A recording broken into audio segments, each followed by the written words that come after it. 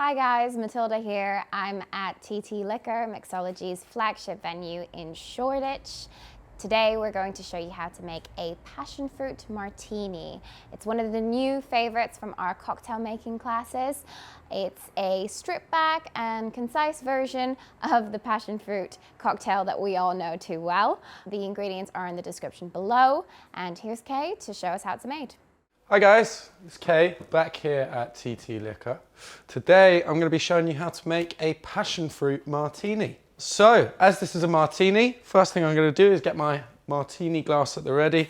I'm just going to fill that with some crushed ice and let that chill down while we make the rest of the cocktail. And the first thing I need for my Passionfruit Martini is some vodka. We're using this really nice Wheatley vodka, which is an American vodka brand, made obviously using wheat. Now I want 40 mils of my vodka. There we go. Beautiful. Right, next thing going in here is going to be some passion fruit syrup. We're using this really nice passion fruit syrup from Monin, who are a really good syrup brand. And I want 20 mils of my passion fruit syrup.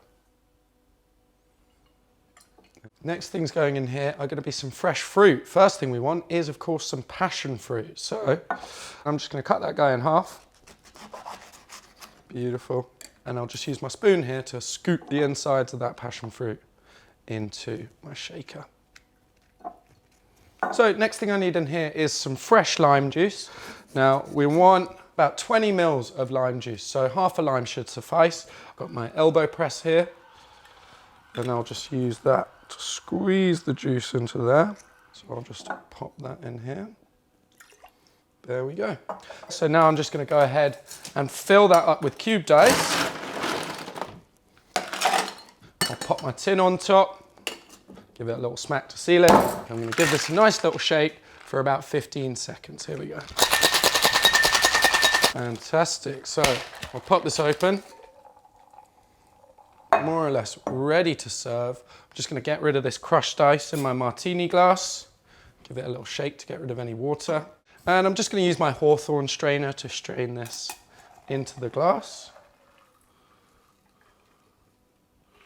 And finally, for a garnish, I'll grab that half a passion fruit that I saved from earlier, and we can just float that in there like a little boat. And that is our passion fruit martini ready to drink.